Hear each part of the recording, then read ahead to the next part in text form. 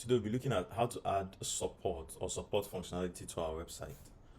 So you might want people to be able to maybe send you message via WhatsApp.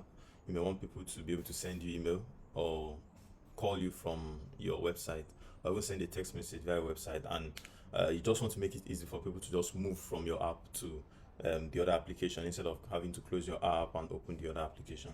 So that's what we want to do today. Let's look at how we can do it.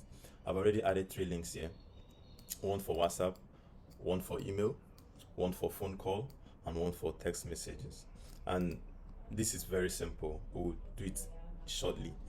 Let's start with that of WhatsApp. So what do you need for to be able to send message from your WhatsApp? From your website via WhatsApp. So as you can see now, it isn't working as I click on it. So what we'll do, we'll just move to the WhatsApp documentation here. And here on the WhatsApp documentation, you can just take this link, and let's get back here. We'll come back here and we'll paste it. Now if you look at the link, it says https, and we have the colon, then /wa.me, and then this last part is where you are most interested in, because this first part will always be the same for everybody. This last part is the phone number.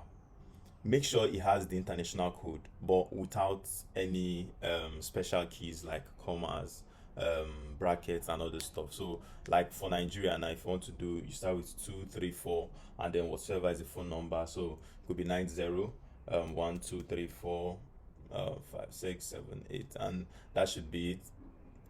So once you have made this, then you save.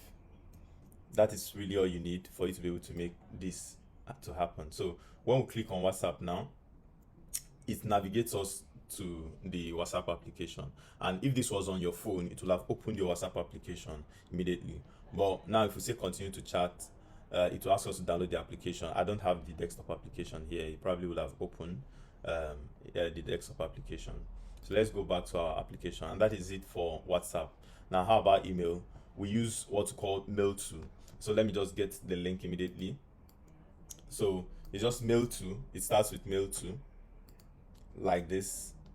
Mail to. Maybe let me zoom in to this so that I'm sure you're seeing it. Mail to, and then you put in the email that you want your users to navigate to and send message to. So say for example, it's say ebere and at gmail.com. So just make sure it starts with mail to, a colon, then the email address. All right, now let's save, and then hit the email link. Now it tells us open mail, which means it wants to open maybe any default email that we have, if we have a default email saved, or we can ask it to open the mail here, and it gives us options of different email applications that we have. And that is it. If it was on a mobile device, it will have easily navigated also our default email application. And then the last one, not the last one, the third one is phone call. How do we make phone call? It's simple. You start with tel, which is short for telephone, so TEL, and then the phone number you would love to have your users call from your website. So let's copy this phone number we used here. We can reuse it here. We'll paste it, and that's all you need. You just need tel, a colon, then the phone number. You save it. Now when you click on phone call, notice that it asks me to open, if it should open FaceTime. FaceTime is for phone call. If it was also on our mobile device, it will have opened your default call application. So that is it. And finally, we have that of the text message. This is similar to that of the phone call. So let's just copy what you have here and paste it here. And all we need to do is change the tel to SMS. As soon as you change it to SMS, you save it. That is all you need for that. You click on the text message. This time around, it's asking us open messages, which is the MacBook or Apple default application for sending text message. As usual, if it was on the phone, it would have opened it automatically for you to be able to send the message. Now, something I would love to add is that you can add a default text. Say, for example, you want to add a default text for WhatsApp. So what it means is maybe as soon as you navigate your user to WhatsApp, you can give them a heads up message, say something like hello, this is me from so so place, and stuff like that. So you could just do text. Yeah, make sure it starts with a question mark, which shows that this is a query string. So text, and then this has to be a URL encoded message. So where is that? URL encoded. So this is it, URL encoded text. So what this means is you want to have your text with this um sign between here, that is this percentage 20 sign. So our text cannot have spaces.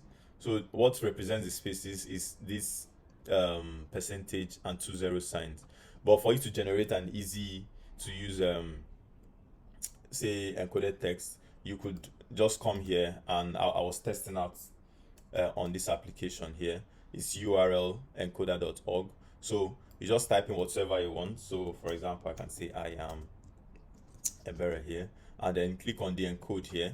Once you click on the encode, it should give you the result down here. Now you see I am Ebere here, but without spaces, and when I have the $20 sign between them. So that's just what you need. So for example, if we want to add this, let's go back to our application. We just add this to this place. Now whenever our user click on WhatsApp and they are eventually navigated back to our application, sorry, to the WhatsApp application, this will be the text that they'll see first. Now they can choose to change it on their own, and that's very fine, but we're just giving them like good user experience, something to start with, and that is it. So this is how you add support to your WhatsApp application, and it's that easy. You can play around with it and check out the WhatsApp documentation to see if there are other things you want to add, like you can send photos, you can send files through your application. So a lot of things that you can do. So thank you for watching. I'll see you in the next tutorial. Please make sure you share, like, and subscribe. Yeah.